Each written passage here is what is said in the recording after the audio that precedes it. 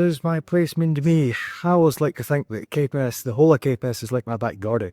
And it's where I grew up. It's where my family is. It's where all my friends is. It's who I am. Nairn means to me happiness and future. I live here, I work here.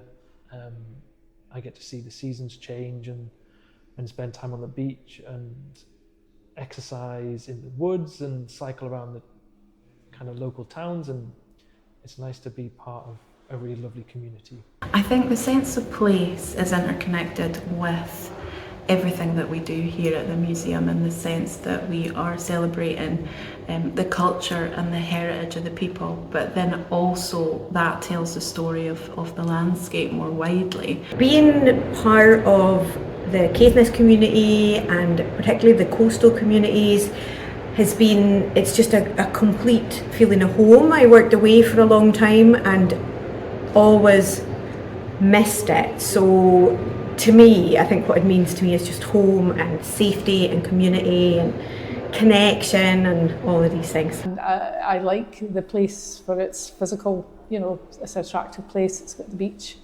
I know lots of people and they know who I am. So it's a friendly place, a friendly community. And I suppose I've got back into doing things in the community as well. So that's important to me. Caithness is beauty.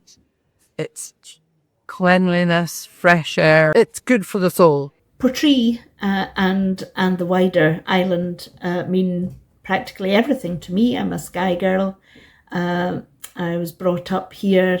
My education was all at Portree High School, and about 25 years of my career have been spent working in Portree.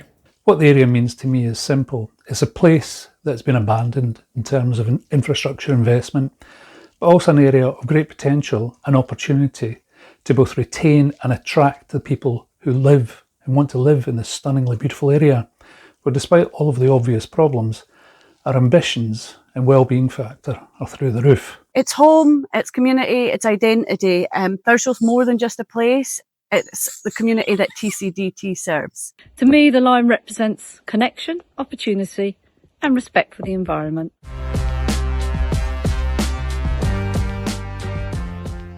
My community can be celebrated as real doers who care about the environment and want to make positive change.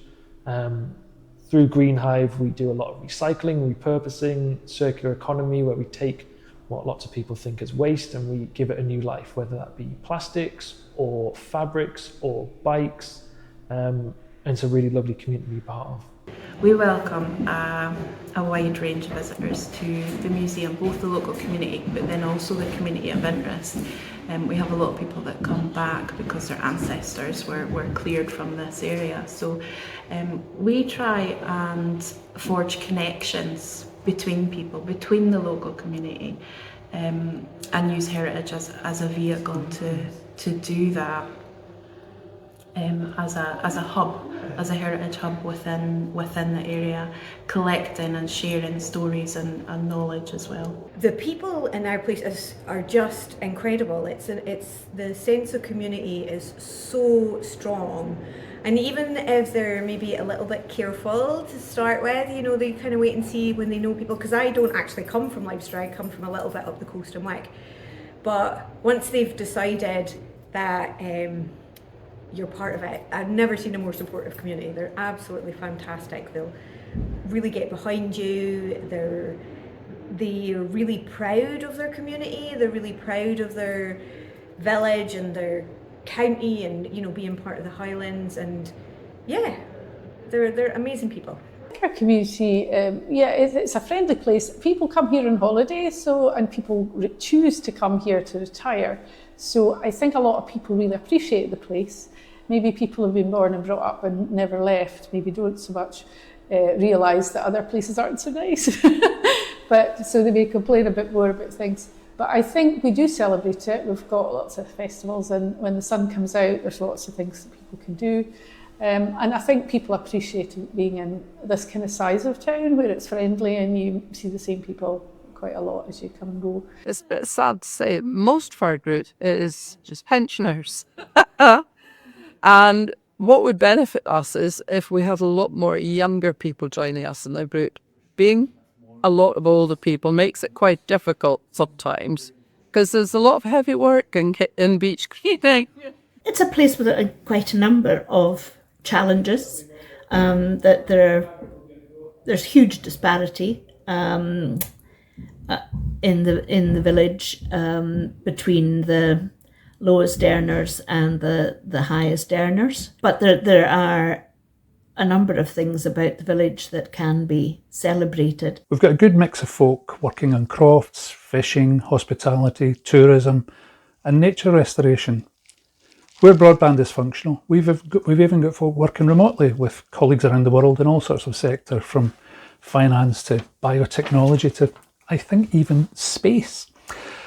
What challenges are we experiencing? Well, we're surrounded by challenges in terms of the lack of housing, poor transport, high fuel and energy prices, falling school rolls, a lack of childcare, and substandard broadband.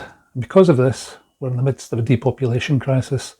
Our communities deserve to be celebrated for digging their heels in and making go of a life in an area where you require a certain level of toughness to cope with all the difficulties that very remote rural living throws at you. Challenges for people in Thurso: geographic isolation. Some of the larger employers have scaled down, so leading to fewer quality local jobs. Seasonal tourism is an employment option, but can be low paid and insecure. And there's limited opportunities for young people, leading to out-migration. The cost of living and fuel poverty, housing issues, mix of challenges: shortage of affordable housing, poor energy efficiency, and limited rental options. Youth retention and opportunities. So many people leave for education and don't return due to the limited local career options. And communities are deeply rooted in place and proud of their heritage. There's also a lot to celebrate. Volunteers looking after our stations, local groups developing walking and cycling routes, and the pride people take in welcoming people to the Highlands. My community is tackling climate change by doing their part for the country and becoming the wind farm for the UK. My community is tackling climate change in a number of ways. We're a coastal town, so a lot of the work we do is around marine litter, but also general litter picking it through town, waste recycling, and trying to have less impact on the planet. So we have a really wonderful riverside path that people can cycle down, and I feel like Nairn is a great place where you can leave your car at home and impact the planet far less. Using objects within our collection to explore the heritage of those stories, but then also how it applies to the community today, and then also projects with the local school as well, using objects to sort of explore what they find that is important within their community, what they value as part of the natural environment, and how we can work together to protect it. Waterlines is actually right on the shore, and we're by the harbour. Our harbour's been very affected by the change in climate and the frequency of storms, and the fact that the storms are more severe and there doesn't seem to be the same space between them. But also on a more practical day-to-day level, we have our organisation is in an old building. It's just made it more expensive, but we are one of Highland Climate Hub's sustainable spaces, so we've made lots of changes to try and make sure that we are considering the climate in everything we do. And the organisation I'm in is looking at doing some projects to try and keep things the way they are as far as possible, because our seaside area where people live and where a lot of the recreation goes on is very close to the waves now, and so we're doing a dune resilience project to try and keep the dunes healthy and happy so that they protect where we live and all the things that we do here. Well, certainly Cave Best Beach Cleans, we normally take about a ton a month of plastic off of beaches, and I think it's so important to get rid of plastic out of the sea. It's such a dangerous hazard. There are organisations or individuals or various initiatives going on. There's a lot of wind power. Skye is it's punching well above its weight in producing renewable energy. Well, I'd love for the North West to be seen or declared as net negative. In terms of carbon capture, we're a massive contributor to both the Scottish and UK government's net zero targets. Yet there is so much more work to be done in nature restoration, peatland and biodiversity restoration, reforesting and repeopling our area. Climate crisis awareness is evident in the number of beach cleans and community gardens that have been created throughout the region. The Trust have Thurso Grows project at Ormley Gardens, and we have the greenhouses for local food growing, which we can produce food locally, reducing transport costs, provide training and employability options. We have a sharing shed to reduce food waste. We've also piloted reusable packaging for our senior lunch delivery service. Community engagement, so Thursday we hold climate events. Our community is tackling climate change by promoting rail as a sustainable choice. Every journey by train helps reduce carbon emissions compared to driving, and we're also working to connect stations with walking, wheeling and cycling routes. This makes it easier for people to combine active travel with rail and encourages healthier lifestyles and low carbon journeys at the same time. The more journeys we can shift onto trains, the bigger the benefits for our environment. At the moment, the community benefits from wind farm ponds. And I don't know if the community itself can point to how those benefits are actually benefiting them. I think it's time that you can't beat the wind farms and become them. Work with the wind farms to get community ownership, partnership, and then we will be along with them on the journey and not feeling like the victims of circumstances. I think we can work better together by sharing stories with each other. There's a lot of amazing communities in the Highlands, and being able to share the successes and failures that you've gone through with other communities is really helpful and brings us all together. I think the key thing is talking to each other and sharing these stories and exploring why people value the landscape and the environment and the benefits of working in harmony with that, and understanding each other, why things are why certain practices are carried out and what we can do to change bad habits. I think just exactly that, working together.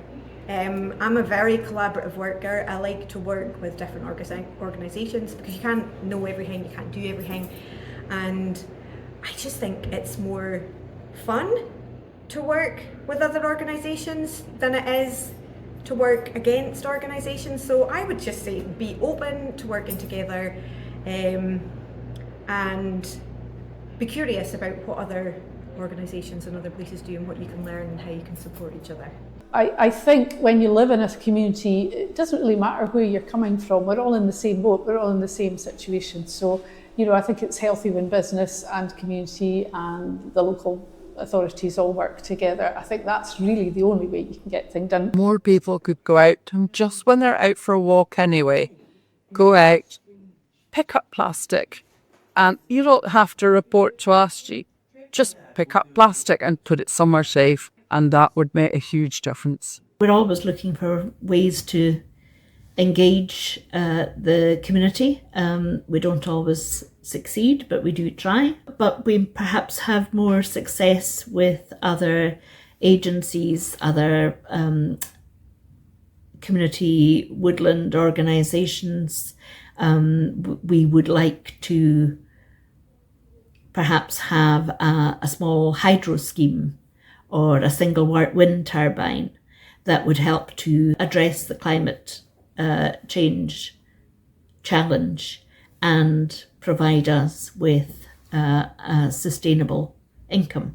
I think keep local at heart. TCDT can play their part in that. Run visible projects in Thurso first, so we could do more with local growing. Perhaps as a stronger two-way communications, I think working better together. So just making maybe a plan where we can collaborate more and deliver events and build partnerships. So not just with us, but across with schools and local businesses and housing associations, and just to deliver joint projects.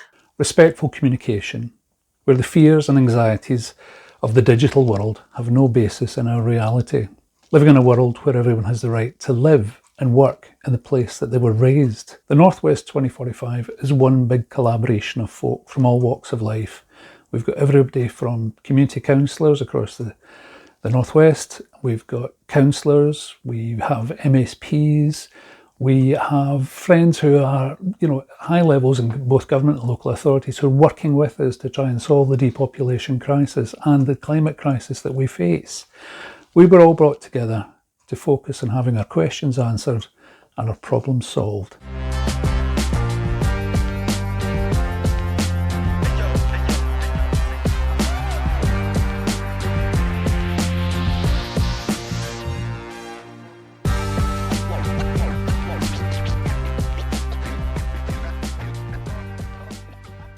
Do you believe in climate change? Do I believe it's happening? Yeah.